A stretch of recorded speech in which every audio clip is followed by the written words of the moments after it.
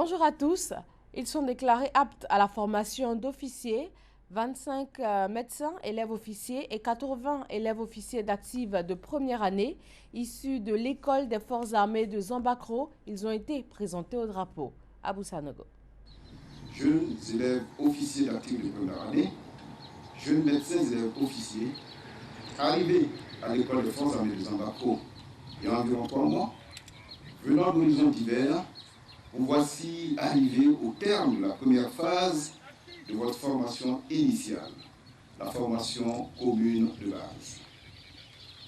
Votre encadrement vous a appris le métier des armes, dont la noblesse exige force morale, rigueur et endurance. C'est en ces termes que le colonel Alakwami, commandant l'école des forces armées de Zambakro, s'est adressé aux médecins élèves officiers et aux élèves officiers d'active de première année.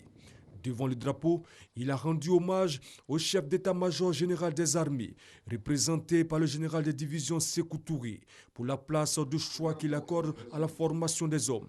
À l'issue de son adresse, et pour la première fois, le drapeau de l'école a défilé devant les médecins élèves officiers et les élèves officiers d'active de première année.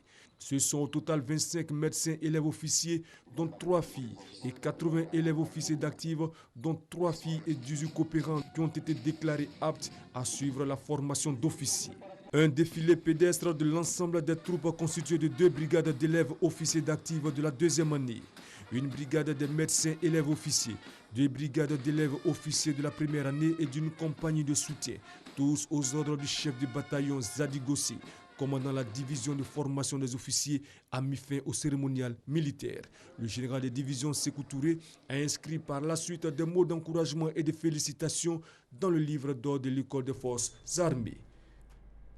Élaborer un cadre juridique pour la protection des réfugiés et demandeurs d'asile dans le pays, c'est tout le sens de la rencontre de Grand Bassam pour la validation de l'avant-projet de loi d'asile en Côte d'Ivoire, en vue de doter la Côte d'Ivoire de lois codifiées définissant l'asile. Les associations de femmes de Yopougon 2 lancent la journée dédiée à la femme ménagère. Leur invitée spéciale, la présidente de l'ONG Servir.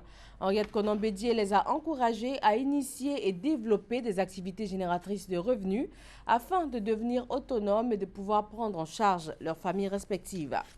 En République démocratique du Congo, les pourparlers entre pouvoir et opposition ont été suspendus samedi à Kinshasa, mais un accord se dessine.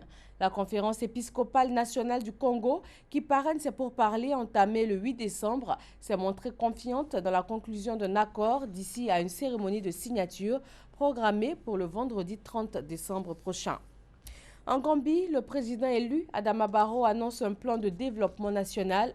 Il doit être investi le 19 janvier, date à laquelle expire, selon la Constitution, le mandat actuel de Yahya Jammeh. Ce dernier a déposé un recours devant la Cour suprême pour faire annuler le scrutin du 1er décembre. Et il a d'ailleurs réaffirmé la semaine dernière qu'il ne quitterait pas le pouvoir tant que la Cour ne se serait pas prononcée. La principale boîte noire de l'avion militaire russe abîmé en mer Noire dimanche a été retrouvée ce mardi.